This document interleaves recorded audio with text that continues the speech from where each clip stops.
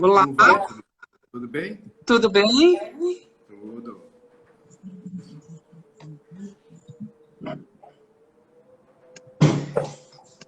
Tudo bem contigo, Lavareda? Tudo bem com você? Tudo bom, graças a Deus. Obrigado por aceitar essa live, a gente falar um Nada. pouquinho de eleição.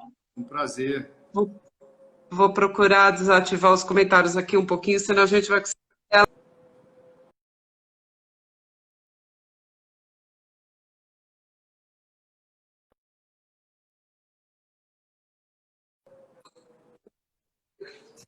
político, mestre em sociologia, especialista em comportamento eleitoral, e temos uma eleição aí para falar, né, Lavareda, desse ano, um ano tão atípico, no meio de uma pandemia, e com tantas manifestações, tendo tantas opiniões públicas. Lavareda, queria, antes de tudo, que você falasse, vivemos uma crise de representação política não só no Brasil, mas no mundo todo. Há uma crise de credibilidade dos partidos políticos ou dos políticos? Como é que você vê esse momento político, esse cenário? Olha, Paula, é uma história que já vem de algum tempo, né? Vem de longe. Só resgatando, recuperando. Nós, depois da Segunda Guerra Mundial, nós tivemos uma chamada fase de ouro da democracia representativa, tá certo? Após a Segunda Guerra, com a reconstrução da Europa, a consolidação da economia, tudo no mundo ocidental, isso levou a um período áureo da democracia, onde crescia a renda média das famílias, o estado de bem-estar, sobretudo na Europa, se desenvolvia, ou seja, havia conquistas sociais, havia definição de né, de sustentação das condições de vida das camadas pobres, ou seja, das camadas trabalhadoras da população. Tudo isso foi sendo interrompido ao final dos anos 70, anos 80, depois com o final da Guerra Fria também. E isso foi um processo que se estende. Basicamente, nós vamos ter outro marco, que é a crise econômica financeira mundial, com a crise de 2008. O que é o que ocorre então? Mas isso antecede 2008, isso avança a partir dos anos 80, do final dos anos 80 do século passado. Você tem o declínio da renda média das famílias, e sobretudo da classe média, especialmente. Você tem a interrupção do processo de redução das desigualdades, que tinha esse processo de redução de desigualdade, tinha avançado linearmente durante quase 3 décadas. Você tem o endividamento das famílias e o endividamento de políticas fiscais ultra restriminaram, digamos assim, restringindo o escopo, o alcance das políticas sociais. Ou seja, com essa sociedade transformada do ponto de vista socioeconômico, e somando-se a isso o advento de novas tecnologias, jogar um papel fundamental nisso, você tem o desprestígio, você tem o enfraquecimento dos laços da sociedade com suas agências de representação, fundamentalmente os partidos, mas também os sindicatos, também as associações profissionais, entre outras entidades. Com esse enfraquecimento de partidos, vem debilitamento também das casas parlamentares, dos congressos, né, do Congresso praticamente em todos os países. E isso vai produzindo um hiato que é cada vez maior, até se transformar no verdadeiro precipício, distanciando eleitores de representantes políticos dos cidadãos. E é isso que nós denominamos, de uma forma geral, crise de representação. É um processo, como eu disse, que vem de longe e que no Brasil, Paula, tem um acento especial, qual seja o fato de que, por conta de um sistema eleitoral obsoleto, que nós já arrastamos na nossa institucionalidade há muito tempo, que é a forma de extração dos governantes, substituindo os parlamentares, ou seja, dos representantes nas câmaras municipais, nas assembleias federal, que é o sistema proporcional aberta. Por conta disso, nós temos a maior fragmentação da representação política do mundo. O Brasil é recordista nisso, e isso é um recorde que é de fato uma infelicidade, porque prejudica a qualidade do nosso sistema político e acentua a crise de representação que você abordou no início da sua questão, Paula. É uma credibilidade que quem tem que retomar é o mesmo sistema político e junto ao cidadão, né, Lavareda? Lógico, isso é os partidos têm que se modernizar, eles precisam se modernizar, a atividade partidária precisa se digitalizar com velocidade, e isso termina ocorrendo um pouco a pressão da realidade. Você veja que essa pandemia provocou uma aceleração do nível de digitalização da sociedade, que os analistas avaliam que nossa sociedade teria avançado nesse processo 5 anos em apenas 5 meses, nos primeiros 5 meses desse ano. Então, os partidos têm que avançar nessa direção também. Você veja que, forçado pelas circunstâncias, nós já vamos ter, porque foi liberado pelo Tribunal Superior Eleitoral, comissões partidárias virtuais. Nós já temos o Congresso, as 2 casas do Congresso, várias assembleias legislativas no país, também várias câmaras municipais, com funcionamento virtual, né, e com sessões frequentes. A produtividade da Câmara Federal e do Senado talvez tenha até avançado, talvez tenha até melhorado a partir da utilização das plataformas online para as votações, para a adoção do seu processo legislativo. Então, os partidos têm que avançar nessa direção, as campanhas eleitorais vão ter que avançar também no seu nível de digitalização.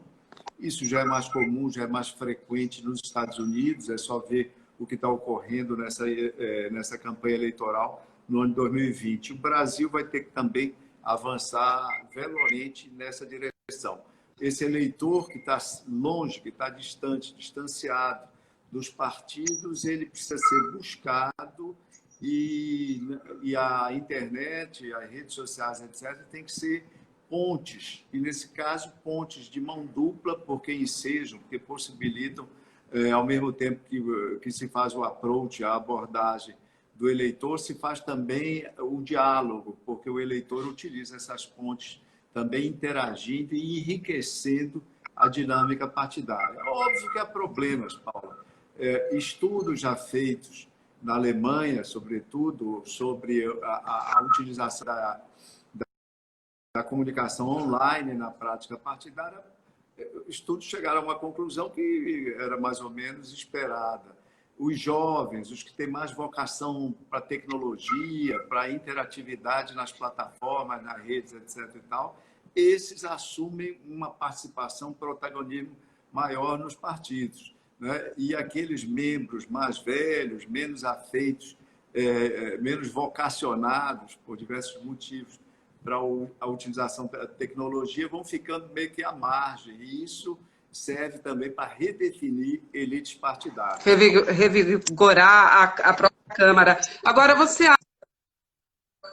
acha, Lavareda, que com essa pandemia, o cidadão ele se aproximou um pouco mais, realmente no municipal, as pessoas tiveram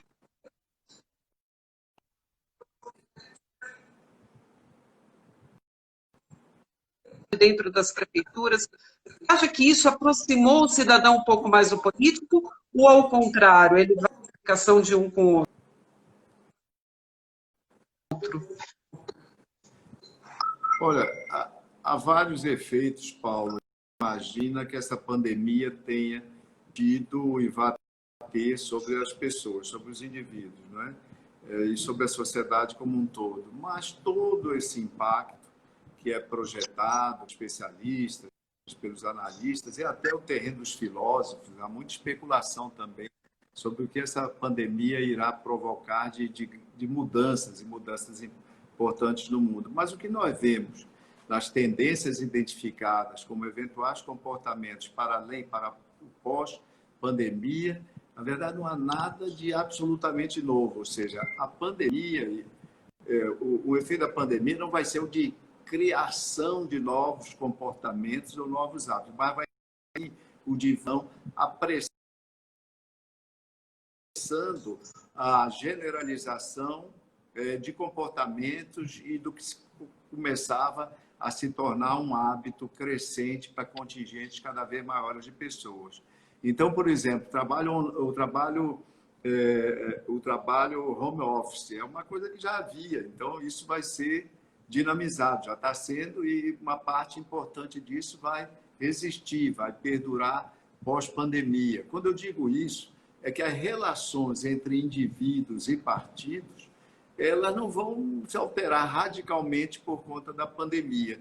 O que vai impactar aí é que, rapidamente, partidos e os candidatos vão ter que lançar mão da comunicação online, vão ter que lançar mão muito mais do que faziam anteriormente das redes sociais, e nesse processo é possível, é uma hipótese razoável, que consigam, conquanto fisicamente distantes, consigam os partidos talvez se aproximar mais desses indivíduos, desses cidadãos que haviam, em grande medida, desistido deles. Agora, 3/4 da população brasileira que tem acesso às redes sociais. Tem 1/4 aí que fica à margem das redes sociais, que é 200 milhões de habitantes, é uma parcela bem grande, né, poderíamos dizer.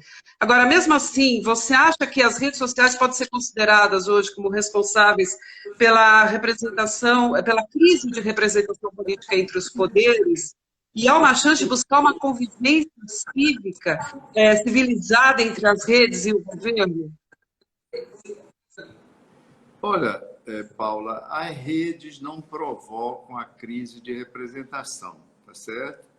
A utilização das redes sociais, como você cita, 3/4 dos brasileiros hoje estão na rede. É o mesmo percentual, para nós percebermos o quanto o Brasil avançou nessa seara, esse é o mesmo percentual calculado ano passado nos Estados Unidos. Nos Estados Unidos era exatamente assim, 3 em cada 4 indivíduos frequentavam pelo menos uma rede social. Né? Você teve rede social na eleição de 2016, de 4 anos atrás, 128 milhões de americanos, de certa forma, interagiram no Facebook na eleição de 2016. Né? Ou seja, eles interagiram das mais diversas formas, com likes, se manifestando, etc. e tal. Foram, do ponto de vista de produção de interações na eleição americana, e nós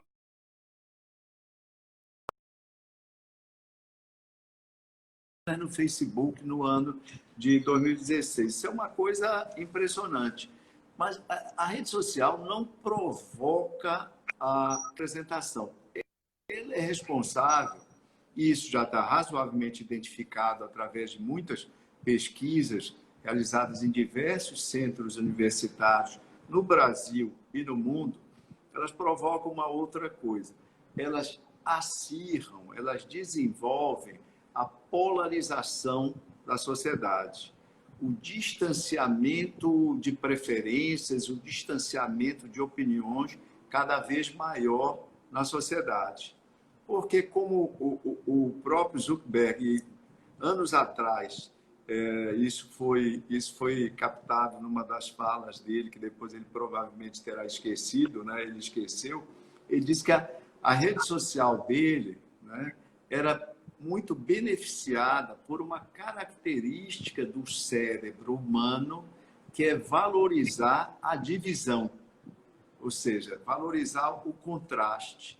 Então, como os algoritmos das redes deles, sobretudo, nós estamos falando de Facebook, mas também Facebook, sobretudo, como ele fornece aos indivíduos da rede, fornece aos usuários a cada vez mais informações, tá certo? Semelhantes ou assemelhadas, ou que vão na mesma direção do pensamento desses indivíduos, e como a cada vez isso termina conduzindo a que esses indivíduos sejam alvo, ou seja, recebam informações e posições cada vez mais radicalizadas, até em relação às suas próprias posições.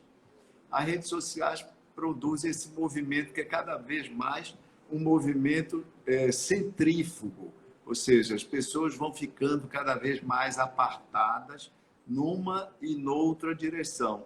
E isso é, obviamente, alguma coisa danosa para a convivência democrática. O Pew Research Center já identificou em pesquisas, mundo afora, mas a primeira pesquisa importante deles foi nos Estados Unidos, que os líderes políticos mais radicais, eles sempre têm mais seguidores. Ou seja, as redes sociais são o paraíso do radicalismo, mas eu chamo a atenção para o fato de que elas não apenas desfrutam o radicalismo, elas também ensejam, elas em grande medida, como está bastante evidenciado, elas produzem o radicalismo. Redes sociais são fundamentais para campanhas eleitorais, Paula. A campanha que é a mais icônica disso lá atrás é a campanha do Barack Obama. O Barack Obama, naquela época, conseguia ter 3 milhões de fãs no Facebook. Era 4 vezes mais do que seu oponente, ou seja, foi um case, etc. e tal. Agora, é bom lembrar também que não deve haver uma mitificação do papel das redes sociais. Às vezes, alguns analistas, eles apontam e associam, ou seja, por exemplo, no Brasil, o Jair Bolsonaro, o presidente Jair Bolsonaro, teria sido vitorioso porque utilizou as redes sociais. Então, a vitória de Jair Bolsonaro teria sido, por exemplo, em 2018, a vitória das redes sociais. Não é verdade, não é verdade. Você teve uma eleição muito peculiar, que é uma eleição que, tecnicamente, em termos de estudos eleitorais, é chamada de uma eleição crítica, ou seja, uma eleição que ocorre no momento que há uma grande crise econômica, que há uma polarização ideológica da sociedade, que há candidaturas fortes de terceira via.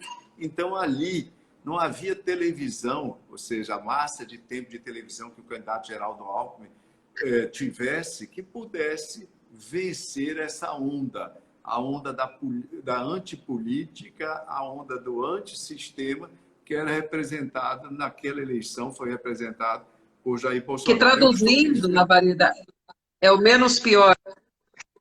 Que se o Bolsonaro, invertendo, se o Bolsonaro tivesse todo o tempo de televisão do Geraldo Alckmin, e o Geraldo Alckmin tivesse toda a presença nas redes sociais do Jair Bolsonaro, o resultado teria sido o mesmo. Teria sido talvez um pouco mais amplo, porque o peso da televisão continua a ser maior. Você vê, como curiosidade, eu separei aqui para te contar, recentemente nós tivemos a famosa reunião de 22 de abril, a reunião do Ministério do presidente Bolsonaro, 22 de abril. Nós fizemos uma pesquisa, o IPESP fez uma pesquisa, perguntando às pessoas, para não perguntar se a opinião de cada um, de cada indivíduo, que às vezes ficam constrangidos em revelar, perguntando apenas se a divulgação da reunião foi positiva ou se foi negativa para o presidente Bolsonaro. Só isso. O resultado da pesquisa, disseram que foi positivo 30%, disseram que foi negativa 59%. Aí, numa outra questão, nós indagamos qual foi o meio de comunicação, qual foi a plataforma onde as pessoas tinham, basicamente, cada uma delas, se informado sobre a reunião. Ou seja, absorvido informações, visto, ouvido, analisado, etc. e tal. Nas redes sociais, o resultado foi 41 a 49. Quem se informou só pelas redes sociais, Twitter, Facebook, Instagram, etc. e tal, foi 41 a 49. 41 positivo, 49 negativo, bem perto do empate. Quem se informou basicamente pela televisão, o resultado foi 64 negativo e 24 positivo. Ou seja, e como a televisão ainda tem, nos dias atuais e agora na pandemia, inclusive, sua utilidade foi exponencializada, né, pelas circunstâncias, você tem que... A televisão conseguiu imprimir aí a sua leitura. Nós podemos dizer que houve diversas reuniões. Houve a reunião das redes sociais, a reunião dos jornais. Entre quem se informou basicamente pelos jornais, Paula, o positivo foi 11% e o negativo foi 88%. Uau, que diferença! Ou seja, nas mídias tradicionais, foi uma desaprovação maciça à reunião ministerial, ao conteúdo da reunião. E nas redes sociais foi quase um empate, o que mostra também a presença dos eleitores, dos simpatizantes do presidente Bolsonaro nas redes sociais. Então, redes sociais hoje são fundamentais. As campanhas precisam contar com elas, precisam desenvolver estratégias específicas para elas, etc. E tal. Mas não há que imaginar que a rede social, sobretudo para eleições majoritárias, como as eleições de prefeitos que nós vamos ter agora, não há como imaginar que apenas trabalhando as redes sociais um candidato poderá ser exitoso. E só complementando o que eu dizia sobre 2018, Paulo, é muito curioso.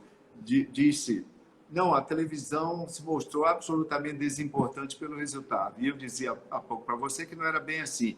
E eu tenho mais 2 exemplos. Houve 2 eleições anteriores em que alguns candidatos tinham muito tempo de televisão e seu resultado foi decepcionante. Não conseguiram sequer ou produzir ou ir para o segundo turno. Foi Ulisses Guimarães, em 1989. O MDB, então, tinha o maior tempo de televisão, parecido com o Alckmin agora. É um pouco menos relativamente, mas muito parecido. E o doutor Ulisses teve apenas perto de 5% dos votos, que, aliás, foi a mesma votação do Geraldo Alckmin. E que não tinha rede social naquela época, né, Lavareda? Se atribuía ao quê? Ou seja, é eleição crítica. São eleições em que, quando você está na contramão, você pode ter todas as mídias do mundo e você vai ser inexoravelmente derrotado. 5 anos depois de 89, 1994, na eleição presidencial novamente, Orestes Quercia, candidato do MDB, mais uma vez tinha uma massa enorme de tempo de televisão e de rádio, também foi derrotado e também ficou com essa marca entre 4,5% e 5% dos votos, muito parecido com Ulisses Guimarães e com Geraldo Alckmin no ano de 2018, Paula. Pois é, e isso tem a ver que exatamente o cidadão, o eleitor, ele ainda escolhe seu candidato pelo que o candidato imprime a ele, né? Agora, a gente está falando do fundador do Facebook, o Zuckerberg, e recentemente ele falou, ele foi contra uma ação do Twitter, que resolveu classificar os twitters do Trump, agora recentemente, como potencialmente enganoso. Um desses twitters, o Trump falava que qualificava o voto pelo correio fraudulento. Qual sua leitura a respeito disso? O Zuckerberg diz que as redes sociais não devem se engajar em checagem de fatos e ainda mais em conteúdos políticos, Lavareda. Lavareda?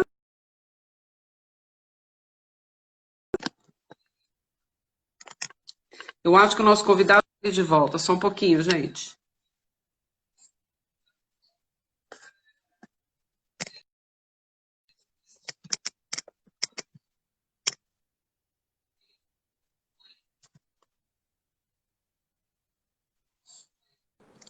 Voltamos? Lavareda? Voltamos. Pronto, voltei. As redes. Você conseguiu? Eu não vi o final da sua pergunta.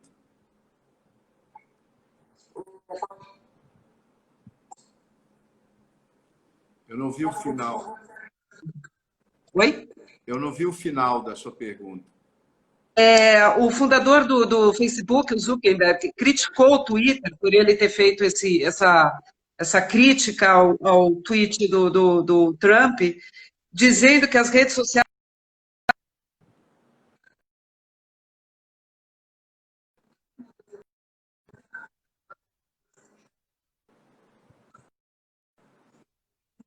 dizer o que elas acham, ou você acha que elas não podem se meter no conteúdo político, principalmente? Olha, nós começamos a falar um pouco atrás sobre a importância das redes sociais. É muito necessário que a sociedade faça uma reflexão a respeito dos problemas também que as redes sociais trazem, né? Inclusive na dimensão política, na dimensão da política. Veja o seguinte, o NewsGuard, um site norte-americano, fez um levantamento no mês de março desse ano e encontrou que havia uma publicista de 30 sites com informações deturpadas sobre o coronavírus, sobre a Covid-19, em março. Um mês depois, eles repetiram o levantamento e encontraram já 200 sites com informações deturpadas, distorcidas sobre a Covid-19 nos seus vários aspectos, desde a origem da doença, desde a forma de administração melhor, sobre medicamentos, etc, etc. Então, as redes sociais, elas são alvo também de fraude. Você tem todo mundo que na internet há fraude com relação a crédito. Por exemplo, agora no Brasil, a fraude bancária, a fraude de operações bancárias aumentou 40%. A fraude na prestação de serviço, a fraude nos processos de venda, de transação de bens e a fraude também no que concerne ao fornecimento, à disseminação de informações. Então, você tem fraude com relação a aspectos sanitários, fraude de informações com relação a aspectos econômicos e fraude também no terreno da política. E, além da fraude, você tem outros crimes. Você tem calúnia nas redes sociais correndo e associada a fake news, você tem injúria, você tem difamação, você tem uma série de coisas. E isso precisa, no momento das eleições, das campanhas eleitorais, isso precisa, obviamente, Paula, de regulação. Isso precisa ser regulado, isso precisa ser controlado. Eu vou fazer um paralelo para você que é interessante. Por exemplo, nos Estados Unidos, há muitos comerciais negativos, propaganda, anúncios negativos em campanhas eleitorais.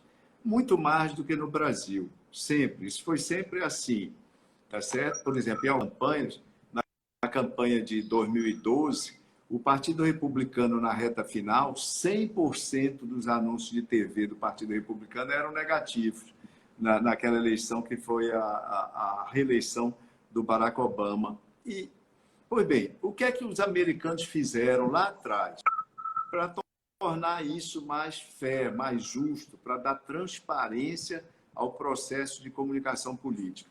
Depois de uma eleição famosa, a eleição de 1988, do George Bush pai, quando ele derrotou um ex-governador de Massachusetts, o Michael Dukakis, naquela eleição de 88, a massa de campanha negativa na TV foi muito grande.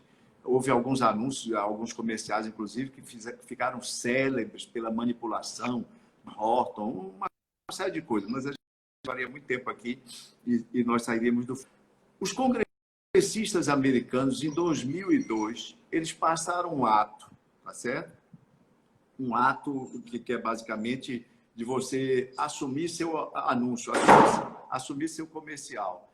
Então, em todo comercial de campanha política na TV americana, você, ao início ou ao final, você tem que dizer I'm Lavareda and I assume this message, entendeu? I approve this message. Eu aprovei essa mensagem, né? Eu aprovo essa mensagem. Então, o cidadão fica sabendo exatamente de quem é a autoria daquela informação. A autoria fica ali caracterizada. Nós precisamos, obviamente a internet, a web, as redes sociais são um terreno muito mais complexo do que não, mas nós precisamos de regulação.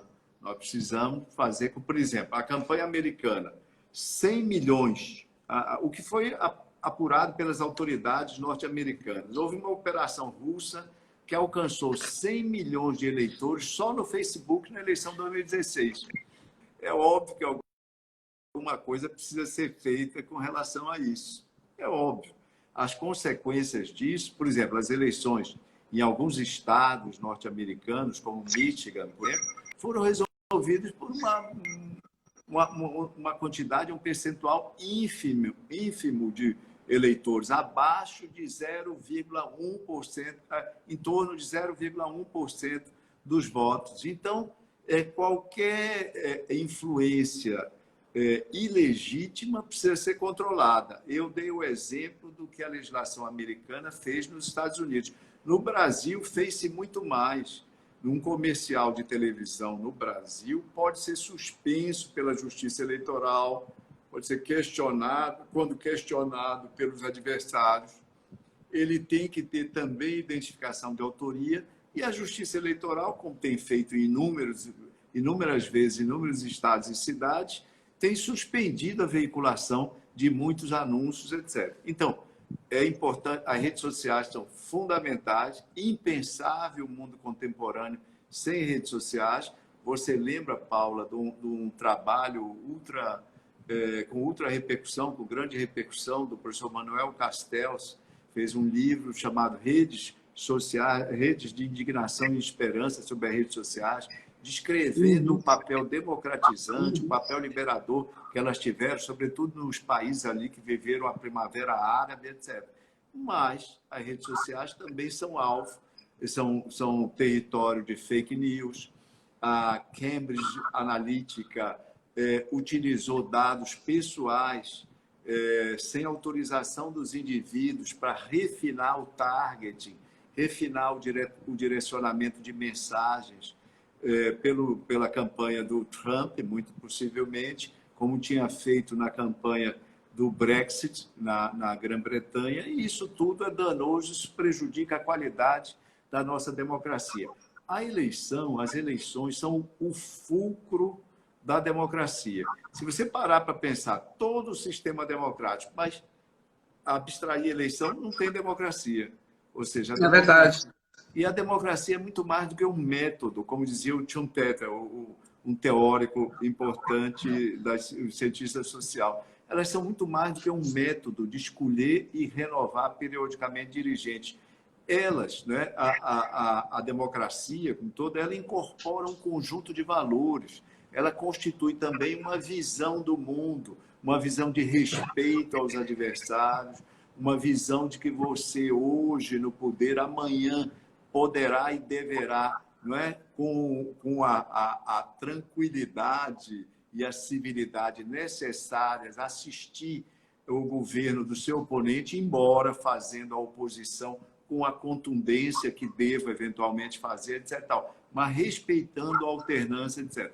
Então, se as eleições são o fulcro do sistema democrático, tá certo? Elas precisam ser preservadas ao máximo, e é muito importante que juristas, legisladores, políticos, analistas políticos, jornalismo, etc. e tal, reflita a respeito e contribua para uma boa legislação que, sem cercear a liberdade de expressão, sem cercear a criatividade das pessoas, defenda a sociedade de robôs, defenda a sociedade de fake news, que são danosas em todas as dimensões, mas são especialmente perigosas no terreno político-eleitoral, Paulo.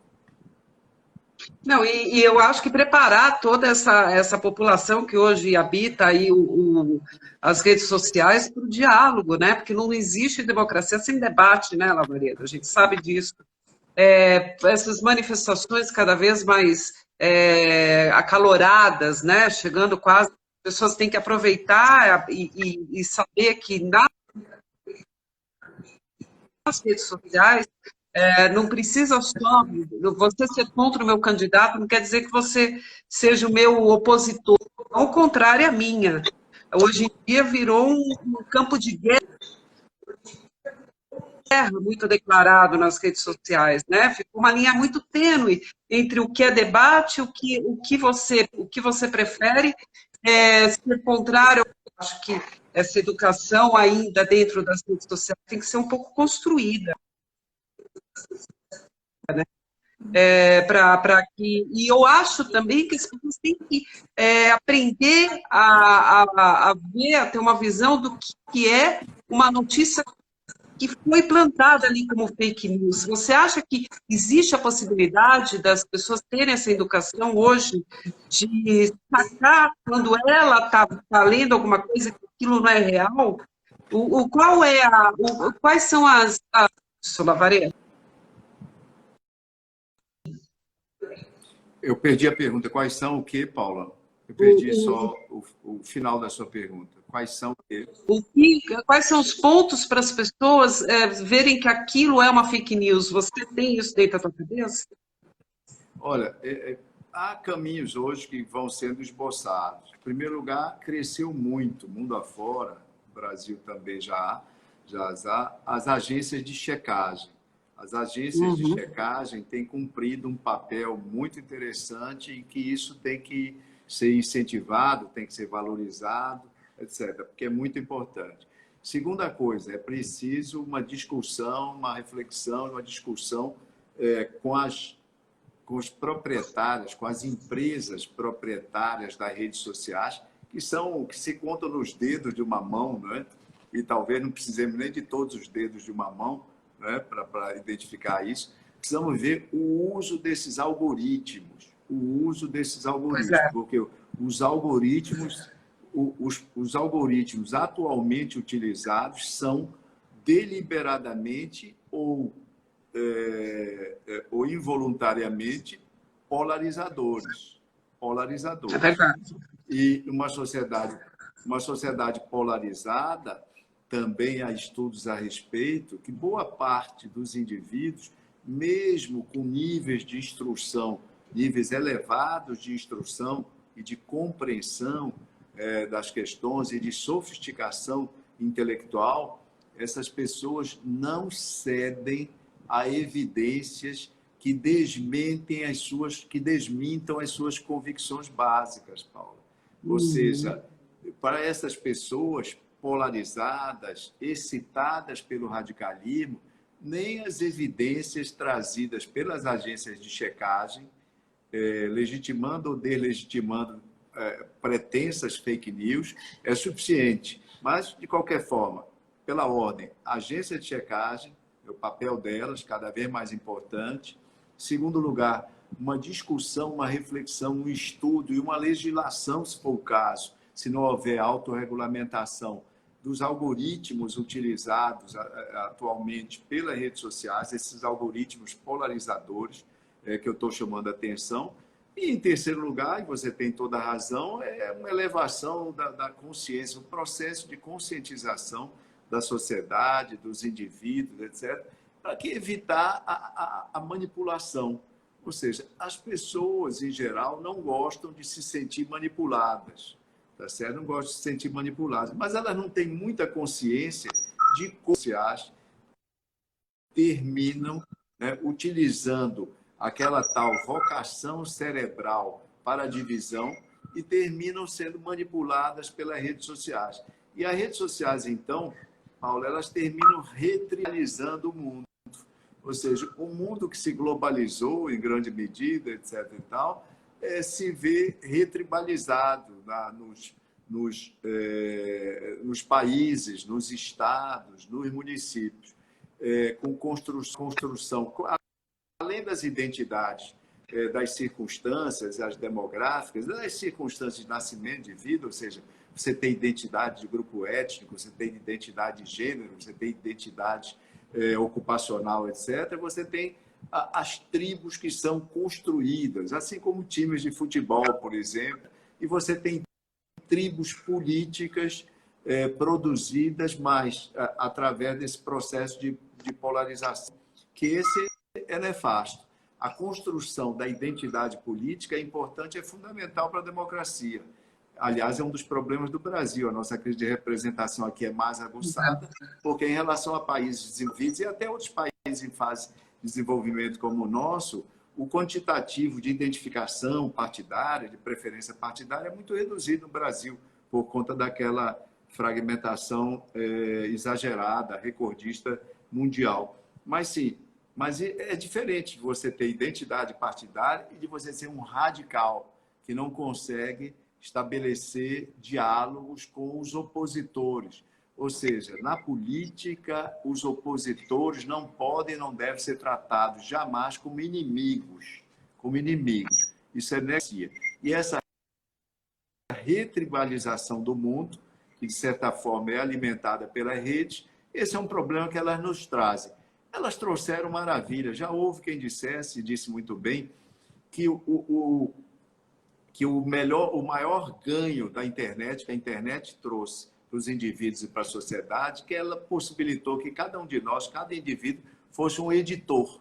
Ou seja, nós pudéssemos, cada um de nós pode editar as suas notícias, comunicá-las ao mundo ou à porção de pessoas que eventualmente têm acesso pela internet, etc. e tal. Mas essa mesma pessoa complementou. Mas a pior coisa que a internet nos trouxe foi exatamente isso, que cada indivíduo possa ser um editor, porque nem todos estão preparados para tanto. Mais ou menos na linha do que Humberto Eco comentava, né, antes de 2 ou 3 anos antes de morrer, dizendo que a internet era uma beleza, mas ela tinha empoderado também uma legião de imbecis, Paulo. Imbecis. Nós temos pouquíssimos minutos antes que a gente tenha que sair daqui, porque senão vão derrubar a gente, Lavareda.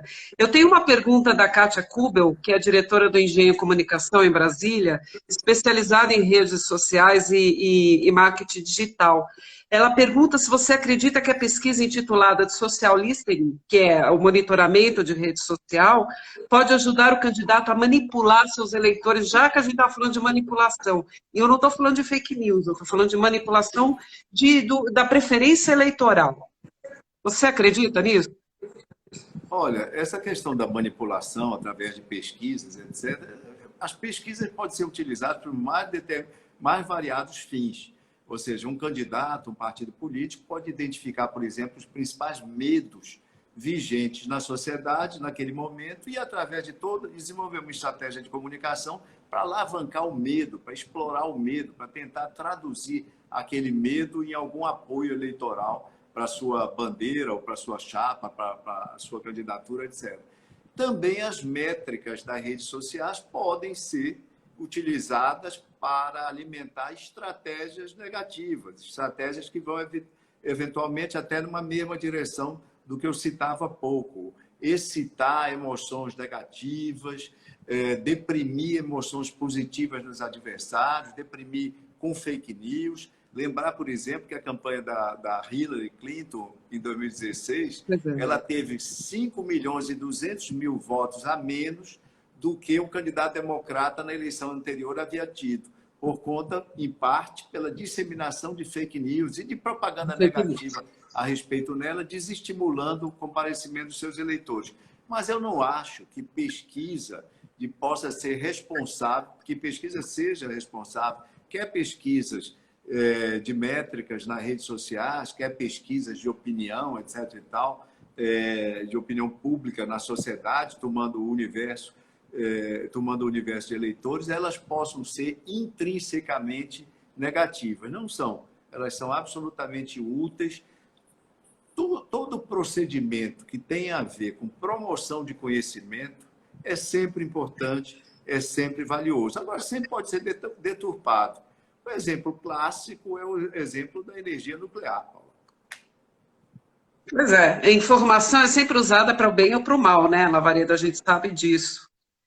Lavareda, eu tenho tanto assunto para falar. Eu queria falar sobre uma entrevista que o Mourão deu o ano passado sobre íamos saber se era um soluço a eleição do presidente Bolsonaro para ir para a centro-direita ou não, mas o nosso tempo ficou pequeniníssimo, né? Eu acho que, mas te agradeço aí em atender a nossa live. Sabe que eu sou sua fã aí em comportamento eleitoral, acho que não tem ninguém no Brasil melhor do que você para falar sobre isso.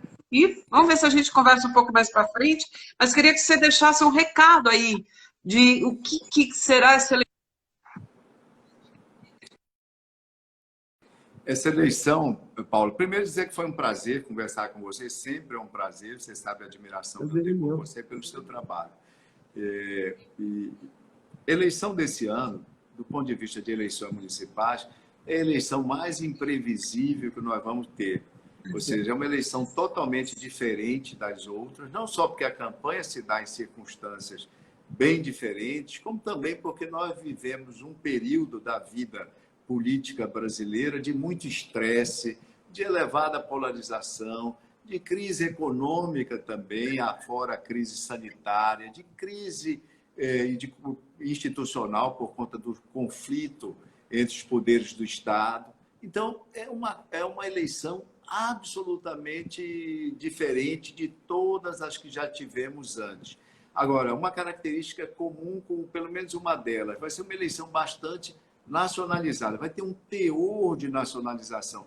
Não significa que os eleitores de Ribeirão Preto, os eleitores de Nova Friburgo, os eleitores de Juiz de Fora, os eleitores de Caruaru, etc. e tal, vão votar guiados apenas por questões nacionais. Não, mas nessas cidades, e principalmente nas capitais do país, a componente, um teor de nacionalização vai estar bastante presente. Isso ocorreu no outro momento da vida brasileira na Nova República, que foi em 1988. As eleições municipais de 88 foram bastante nacionalizadas, por uma série de fatores que agora o tempo não vai dar para a gente abordar. Fica para outra conversa, Paulo.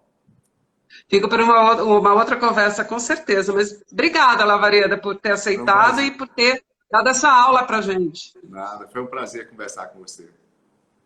Obrigada, beijos. Beijo.